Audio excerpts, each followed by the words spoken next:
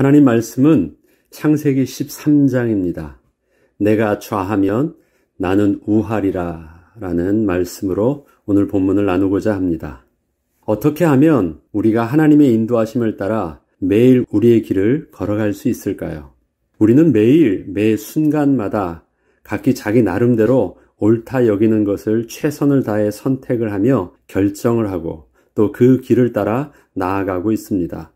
그러나 그 길이 우리의 바램과는 다르게 정말 후회만이 남는 그 선택이 있음을 보기도 합니다. 미래에 대해서 조금의 힌트라도 있으면 좀 더 쉬울 수도 있을 것 같은데 한 치 앞도 바라보지 못하는 인생의 한계는 날마다 미래에 대한 불안과 고민을 멈추지 못하게 합니다. 오늘 본문도 또한 그러한 선택과 결정을 또다시 새롭게 시작하는 아브라함과 롯의 모습을 담고 있습니다.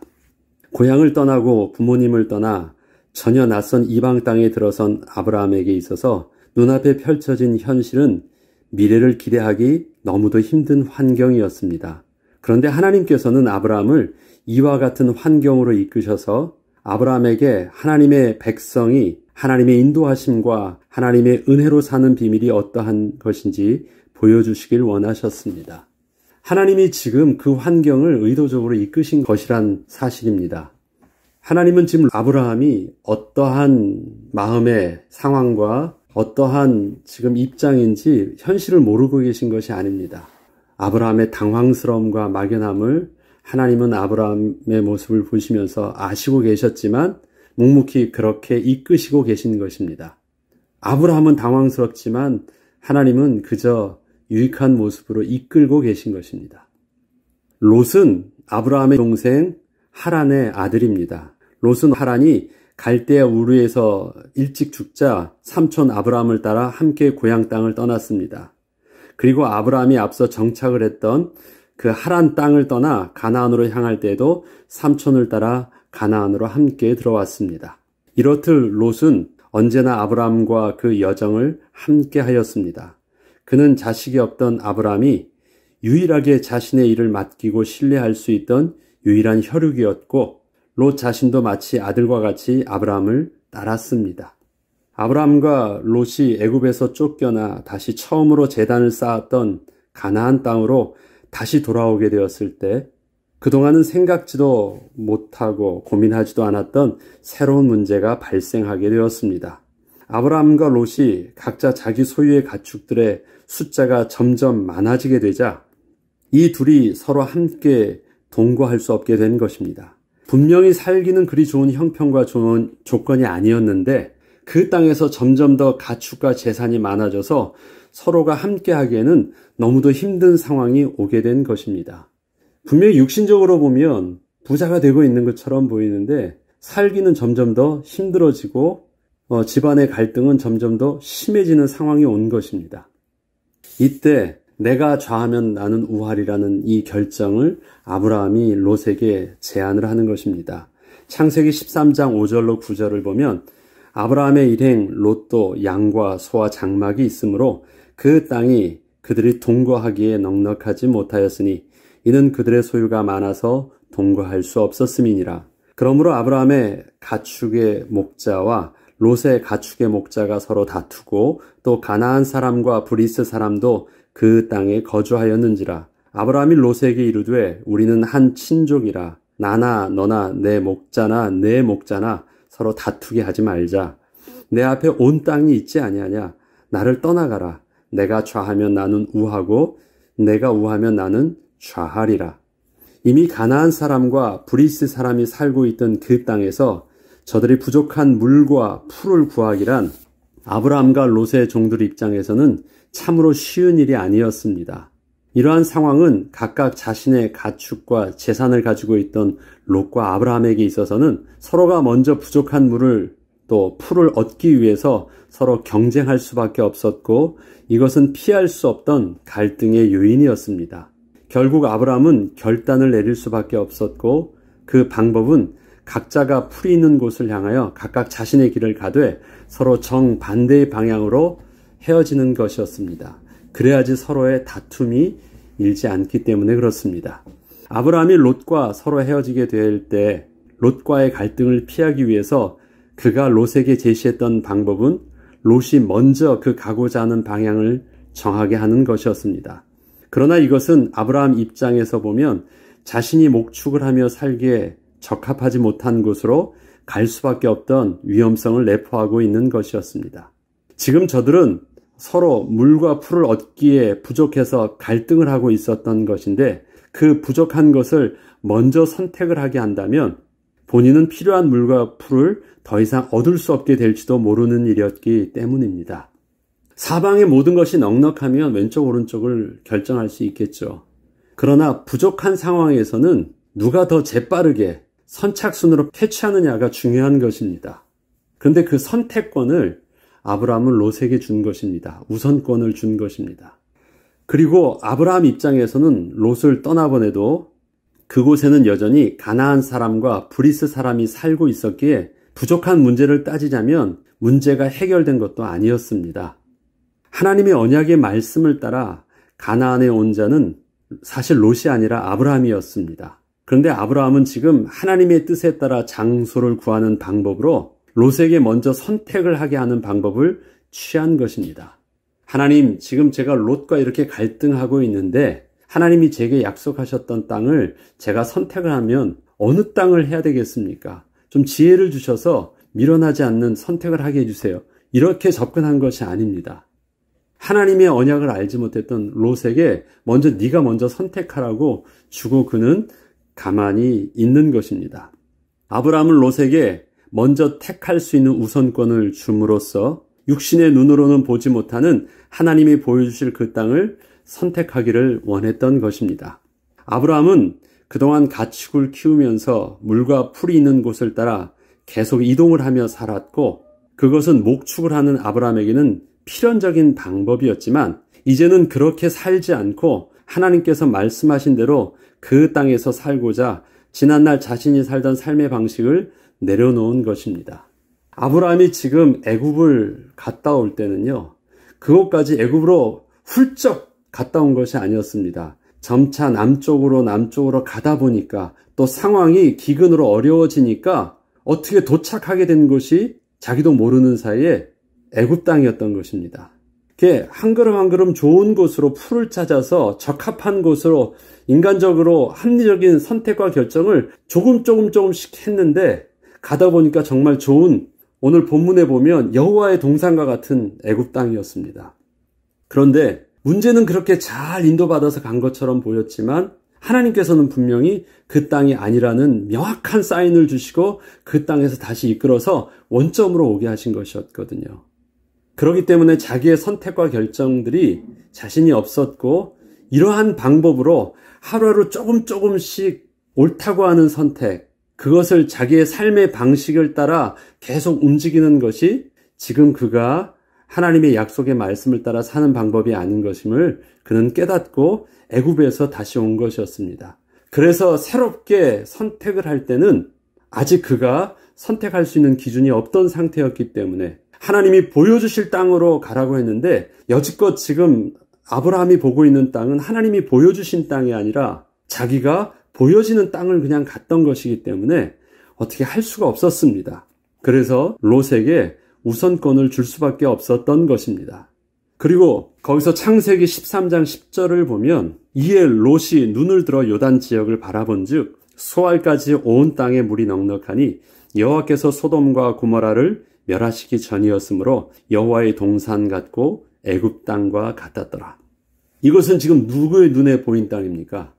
롯의 눈에 그렇게 보인 땅입니다. 지금 아브라함이 서 있는 땅은 여호와 하나님께서 주리라고 약속하신 땅이었고 그가 처음으로 제단을 쌓은 장소였습니다. 그런데 롯이 선택한 장소는 자신이 보기에는 여호와의 동산 같고 나일강의 물줄기가 있는 애굽 땅과 같이 보이는 땅이었습니다. 롯이 선택한 땅은 그 누구가 선택을 한다고 해도 그렇게 선택을 할 수밖에 없던 참으로 좋은 땅이었습니다. 롯이 선택한 것은 인간적인 조건과 그 눈으로 볼 때 틀린 선택이 아니었습니다. 그러나 그곳은 여호와 하나님께서 보여주신 땅은 아니었습니다. 아브라함이 이렇게 롯에게 그 가고자 하는 방향을 선택하게 하였던 그 근본에는 사실 하나님께서 아브라함에게 정하여 주셨던 그 땅을 떠나지 않으려 했기 때문이었고, 이렇듯 지금 아브라함의 눈에도 롯이 보고 있는 그 땅을 좋은 땅이라고 생각하는 수준을 넘지 못하고 있었기 때문에 자신의 눈에 보여지는 땅이 아니라 하나님이 보여주실 그 땅을 보기를 원했기 때문이었습니다. 한번 이렇게 생각을 해보죠. 만약에 아브라함이 먼저 선택을 하였다면 아브라함은 어떤 선택을 할 수 있었을까요? 일부러 롯을 위하여 여호와의 동산 같고 애굽 땅과 같이 보였던 그 땅을 롯을 위해서 양보하는 선택을 해야 하는 것일까요? 아니면 롯과 같은 그런 좋은 땅을 먼저 우선적으로 취하는 선택을 해야 하는 것일까요? 인간적으로 보면 양보하는 선택은 좀 더 어른스럽고 선하고 또 아들과 같은 롯에게 사랑과 희생의 모습처럼 보일지는 모르나 그것이 믿음의 선택이라고는 할 수 없습니다. 그것은 그 결정이 하나님이 보여주신 그 땅을 보고 결정한 것이 아니었기 때문입니다.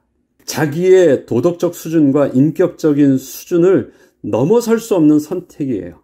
아무리 좋은 결정이라 할지라도 아브라함이 먼저 선택을 한다면 인생의 경험과 또 도덕적이고 또 인간적인 양심적인 선택들을 바른 모습으로 할 수 있을지 모르지만 믿음이냐라고 볼 때 우리는 갸우뚱할 수밖에 없는 것입니다.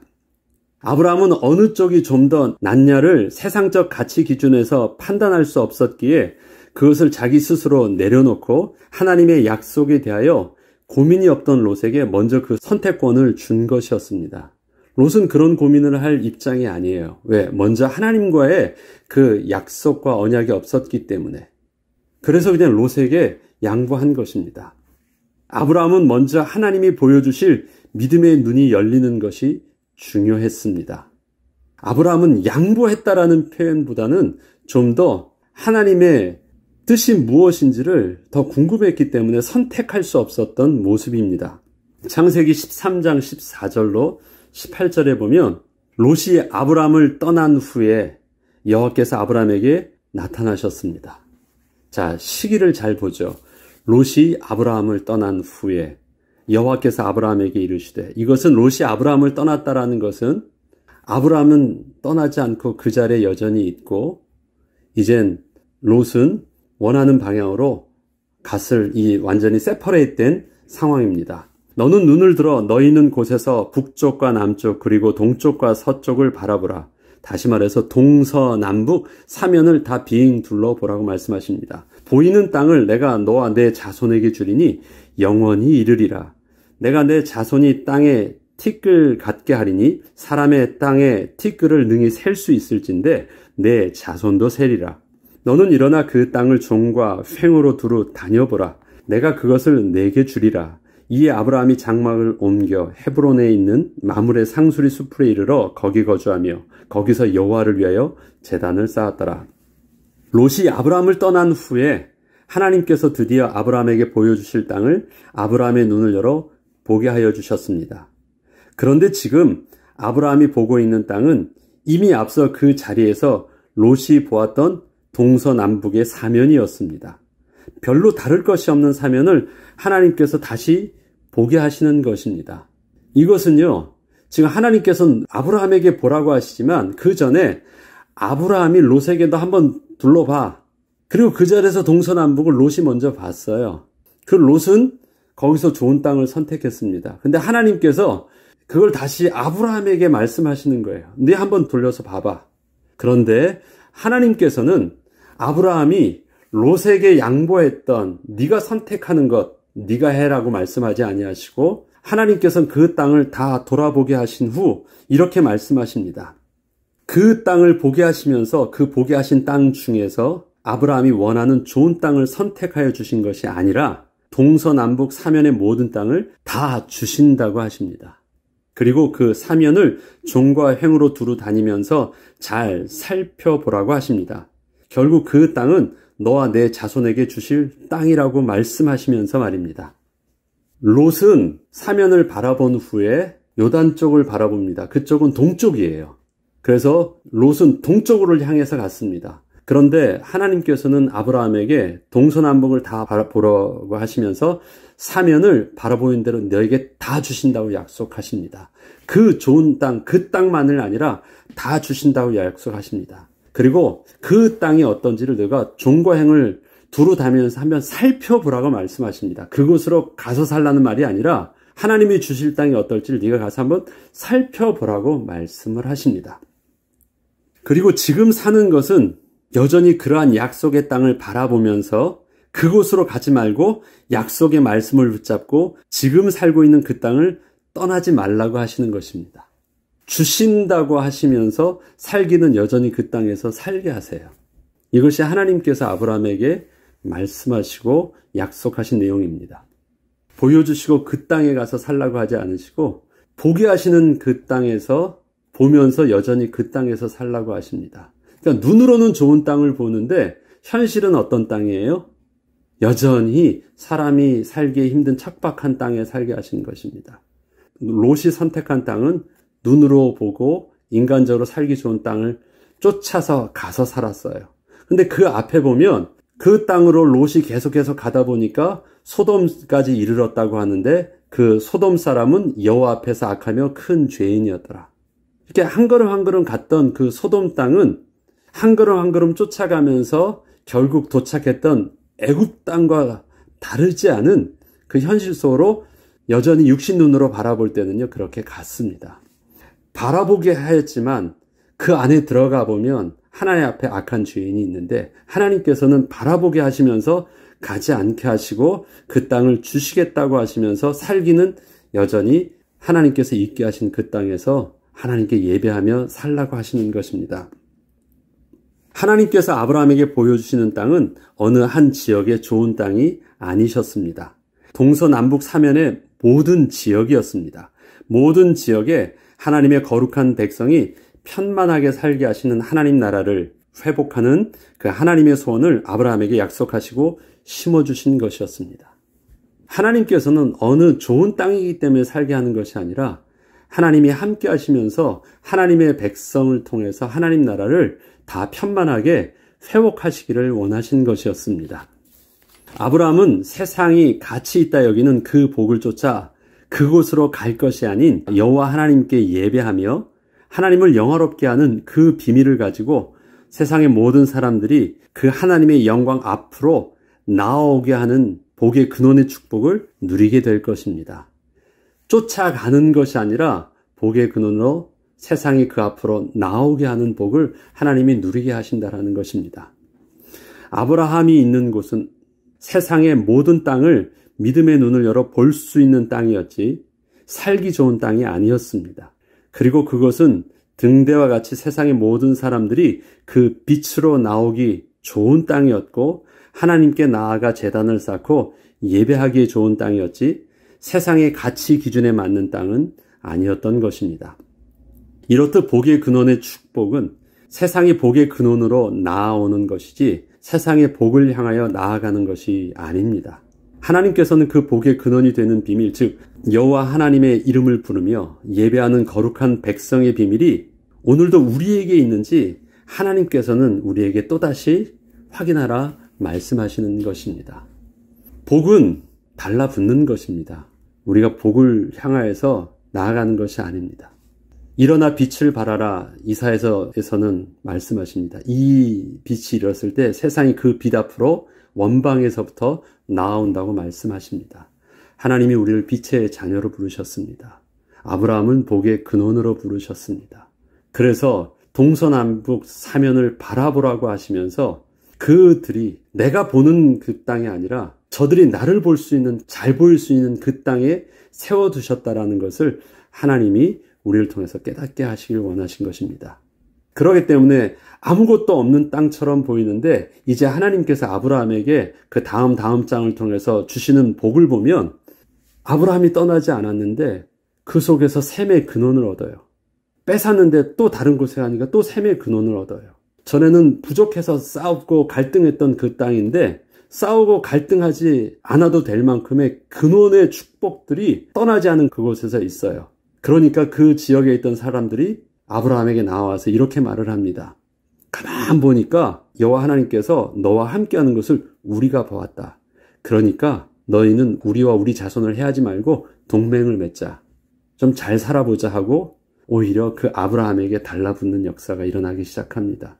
이게 이제 아브라함은 이 복의 근원이 이런 것이구나라는 것을 눈치채기까지는 하나님이 오늘 이렇게 말씀하셨던 것들이 좀 시간이 필요했지만 하나님께서는 지금 그러한 축복의 시작을 아브라함에게 눈을 들어 사면을 바라보게 하시면서 시작하신 것입니다.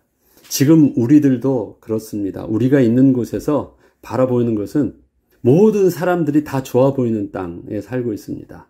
왜요? 내가 갈급하니까 어떤 사람이 조금을 가지고 있는 것도 내가 볼 때는요, 너무 그것이 좋아 보이는 것이에요. 땅도 그렇고 입장도 그렇고 형편도 그렇고 나보다 다 나은 것처럼 보이니까. 그래서 그쪽으로 우리는 자꾸 추구하며 갈 수밖에 없는 현실을 바라보는 것처럼 보이지만 하나님은 바라보게 하십니다.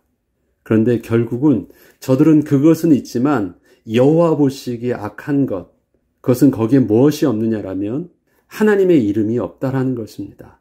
여호와 하나님께 예배하는 비밀이 없다라는 것입니다. 그렇기 때문에 결국은 저들이 그 빛 앞으로 나와야 되는 것, 내게 주신 복이 어떤 것인지를 하나님은 지금 이곳에서 알기를 원하시고 그 복을 붙잡고 드러내기를 원하시는 것입니다. 이 복을 오늘도 우리가 확인하고 있게 하신 그곳에서 복의 근원의 축복들을 누리는 저와 여러분 되길 주 이름으로 축복합니다. 기도하겠습니다. 하나님 아버지, 하나님께서는 아브라함을 분명히 복의 근원으로 부르셨습니다.